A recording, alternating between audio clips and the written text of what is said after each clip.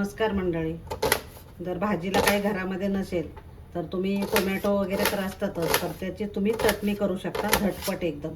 तर त्याच्यासाठी मी कांदे घेतलेले 4-5 कांदे घेतलेले, छोटे होते म्हणून 4-5 घेतले.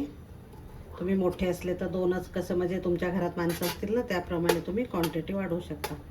आणि हिरव्या मिरच्या घेतलेल्या आहेत मी, त्या पण बारीक चिरून घ्यायच्या.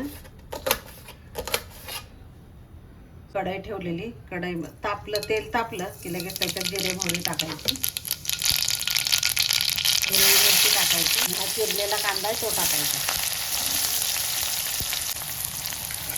आणि लसूण पेस्ट टाकायची. मी नुसता लसूण आहे हा क्रश करून घेतलेला आहे लसूण, तर तो टाकायचा. खूप छान होते बरं का, टोमॅटोची चटणी एक नंबर होते.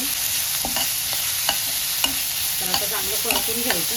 तर थोडासा कढीपत्ता टाकायचा, कारण सुरुवातीला टाकलं ना तर तेलामध्ये खूप कढीपत्ता उडतो, त्याच्यामुळे आता टाकायचा आणि चांगलं परतून घ्यायचं. खूप छान टेस्ट येते नंतर टाकल्यानंतर पण. आता टोमॅटो पण चिरून घ्यायचे, स्वच्छ धुवून वगैरे घेतलेले ते.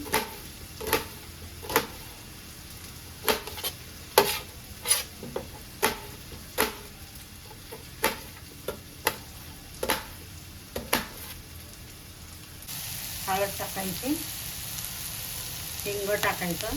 हिंगामुळे खूप छान टेस्ट येते, तर हिंग जरूर टाका. आणि छान कांदा परतून घ्यायचा.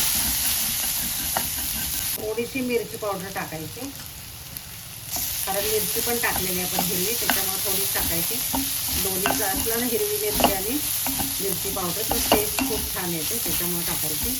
आणि आता टोमॅटो टाकून घ्यायची.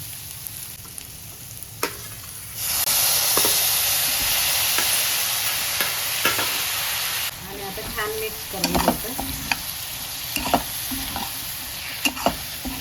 तर आता मीठ घालायचं चवीप्रमाणे.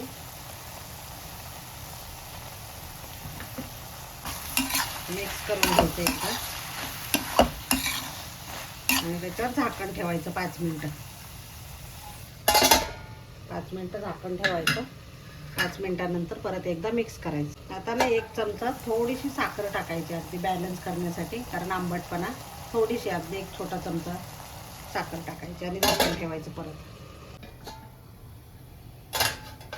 तर आता छान मस्त झालेली बघा टोमॅटोची चटणी. तुम्हाला जर आवडत असेल तर शेंगदाण्याचं जाडसर थोडंसं कूट टाकायचं. आमच्या घरामध्ये अर्ध्यांना आवडतं, तर मी अर्धी तशी ठेवणार आहे काढून, आणि थोड्याशा याच्यामध्ये कूट टाकणार आहे. तर किती छान झालेली बघा भाजी. घरात जर भाजी नसेल तर तुम्ही ही टोमॅटोची चटणी करू शकता. खूप मस्त आणि टेस्टी होते एकदम. मंडळी, 2 म्हणजे ही बिना कुटाची आणि हे कूट घातलेले. तर कुठली तुम्हाला जास्त आवडली चटणी ते नक्की सांगा आणि ट्राय करा. आवडली तर लाईक, शेअर आणि सबस्क्राईब करायला विसरू नका. धन्यवाद.